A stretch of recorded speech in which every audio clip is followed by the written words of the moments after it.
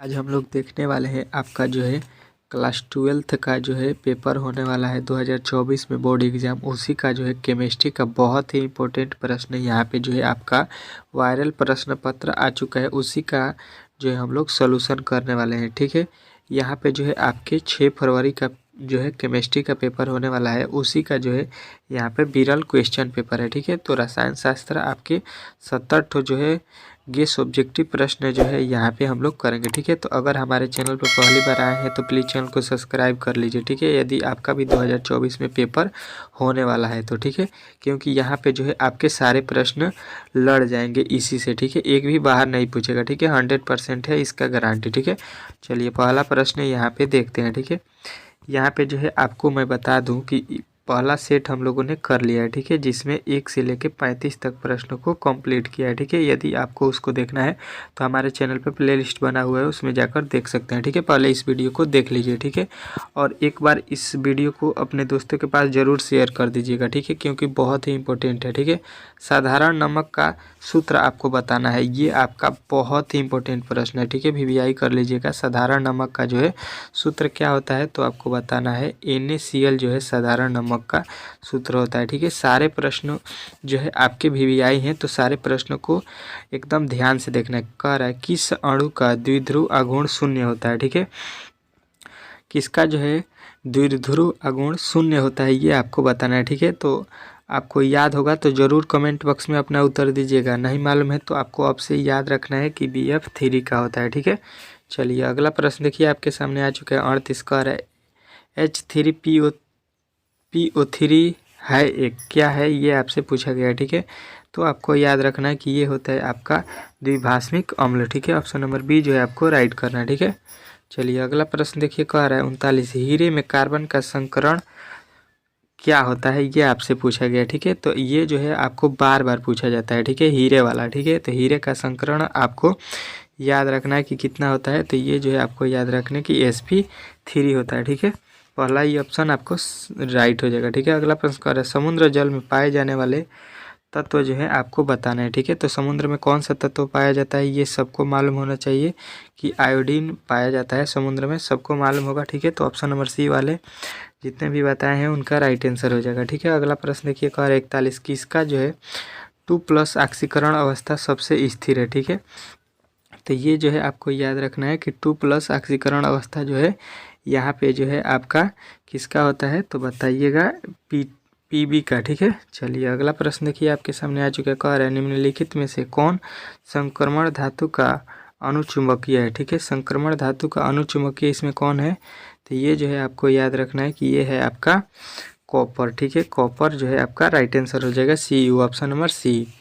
लोहे का जंग लगने से रोकने का सबसे अच्छा तरीका कौन सा है ये आपसे पूछा गया। ठीक है, बहुत ही इंपॉर्टेंट प्रश्न है, ये आपके हर एग्जाम में पूछा जाता है, हर बार पूछा जाता है। ठीक है, तो आपको याद रखना है कि ये होता है आपका, ये जो है आपका बताना है कि आयरन कैथोड बनाकर। ठीक है, चलिए अगला प्रश्न देखिए आपके सामने आ चुका है। कह रहा है Na3CrC2O4 में 3 में Cr के उपसहसंयोजी की संख्या जो है आपको बताना है। ठीक है, तो ये जो है आपको याद रखना है कि इसमें जो है आपका सहसंयोजी होता है 6। ठीक है, ऑप्शन नंबर डी जो है आपको राइट करना है। अगला प्रश्न देखिए 45 निम्नलिखित आयनों में कौन प्रतिचुंबकीय है। प्रतिचुंबकीय जो है आपको 45 नंबर वाले में बताना है। ठीक है, तो यहाँ पे जो है Zn जो है आपका प्रतिचुंबकीय होता है। ठीक है, चलिए यहाँ पे अगला प्रश्न देखते हैं। कह रहा है कार्बनिक यौगिक में तत्व उपस्थित होना चाहिए। ठीक है, तो कार्बनिक यौगिक में तत्व जो है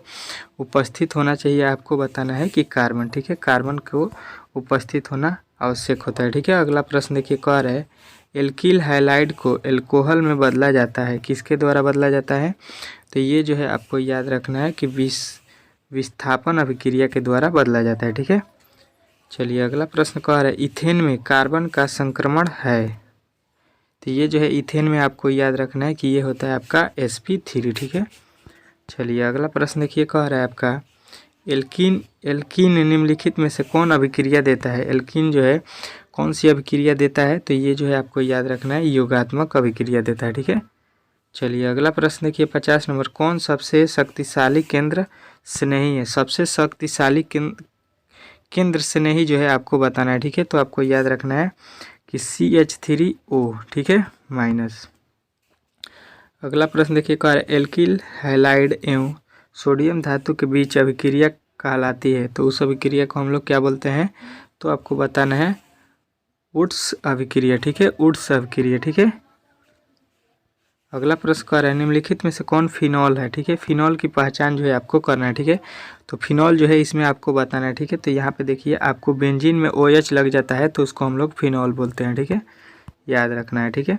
चलिए अगला प्रश्न देखिए, कह रहा है इथेनॉल जल में घुलनशील है क्योंकि ये जल के साथ निर्माण करता है, किसका निर्माण करता है, तो ये जो है आपको याद रखना है कि ये करता है आपका हाइड्रोजन बॉन्ड का, ठीक है। ऑप्शन नंबर सी जो है आपका राइट हो जाएगा, ठीक है। अगला प्रश्न देखिए, कह रहा है ग्लिसरॉल है एक, ग्लिसरॉल जो है आपका क्या है, तो ये जो है आपको बताना है कि ये होता है ट्राईहाइड्रिक एल्कोहल, ठीक है, ट्राईहाइड्रिक एल्कोहल होता है, ठीक है।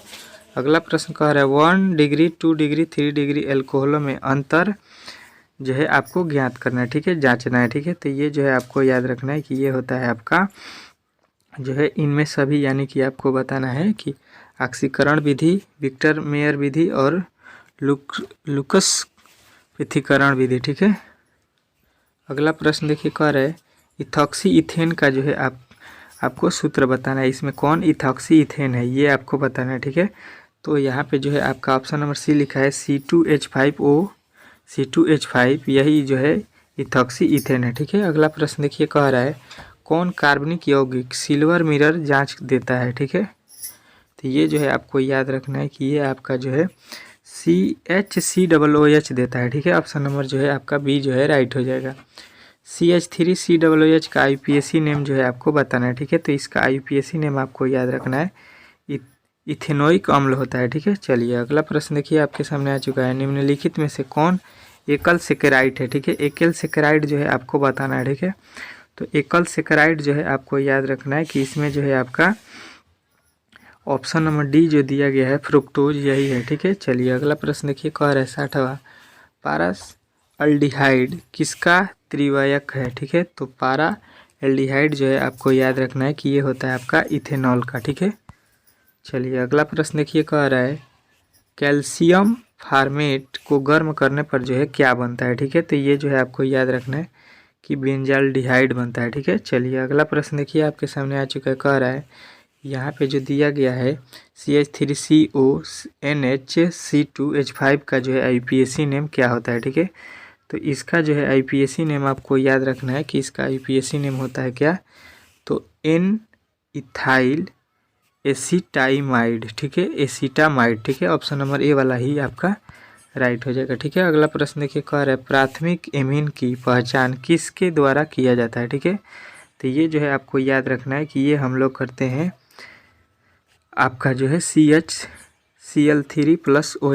KOH के जरिए, ठीक है। चलिए अगला प्रश्न देखिए, कह रहे निम्नलिखित में से कौन सा संकलन बहुलक नहीं है, ठीक है। संघनक बहुलक जो है इसमें कौन नहीं है ये आपको बताना है, ठीक है। तो आपको बताना है कि नियोप्रीन जो है संघनक बहुलक नहीं होता है, ठीक है। चलिए अगला प्रश्न देखिए, कह रहे ब्यूना N तथा ब्यूना S जो है आपका क्या है, ठीक है। तो आपको बताना है कि ये जो होता है आपका ये होता है आपका संश्लेषित रबर, ठीक है। चलिए अगला प्रश्न देखिए आपके सामने आ चुका है, इंजाइम क्या है, इंजाइम जो है आपको बताना है कि क्या होता है, ठीक है। तो इंजाइम जो है आपको बताना है कि ये होता है आपका ऑप्शन नंबर सी प्रोटीन, ठीक है। इंजाइम जो होता है प्रोटीन होता है। अगला प्रश्न देखिए, कह रहा है ग्लिसरॉल है एक, ग्लिसरॉल क्या है ये आपको बताना है, ठीक है। तो आपको याद रखना है कि ट्राईहाइड्रिक एल्कोहल होता है, ठीक है। चलिए अगला प्रश्न देखिए, कह रहे हैं निम्नलिखित में से कौन कृत्रिम मीठा अभिकर्ता है, ठीक है। इसमें मीठा अभिकर्ता जो है आपको बताना है, ठीक है। तो आपको याद रखना है इनमें सभी जो है मीठा अभिकर्ता है, ठीक है। चलिए अगला प्रश्न देखिए, यहाँ पे कह रहे हैं वह पदार्थ जो शरीर के ताप को कम करता है, मतलब बुखार को कम करता है, उसको हम लोग क्या बोलते हैं, तो ये जो है आपको याद रखना है ज्वरननाशी बोलते हैं, ठीक है। चलिए अगला प्रश्न देखिए, कह रहे पेट में अत्यधिक अम्ल को बनाने से रोका जा सकता है किसके द्वारा, तो ये जो है आपको याद रखना है कि ये हम लोग प्रत्यय अम्ल द्वारा हम लोग इसको रोक सकते हैं। ठीक है, यहाँ पे जो है आपके टोटल 70 प्रश्न कंप्लीट हो चुके हैं। ठीक है, अगर वीडियो अच्छा लगा हो तो प्लीज़ चैनल को सब्सक्राइब कर लीजिएगा और वीडियो को लाइक कर दीजिएगा। ठीक है, ऐसे ही वीडियो देखने के लिए यदि आपको 2024 में पेपर देना है तो ठीक है, अच्छे नंबर लाना है तो ठीक है। चलिए मिलते हैं अगले वीडियो में।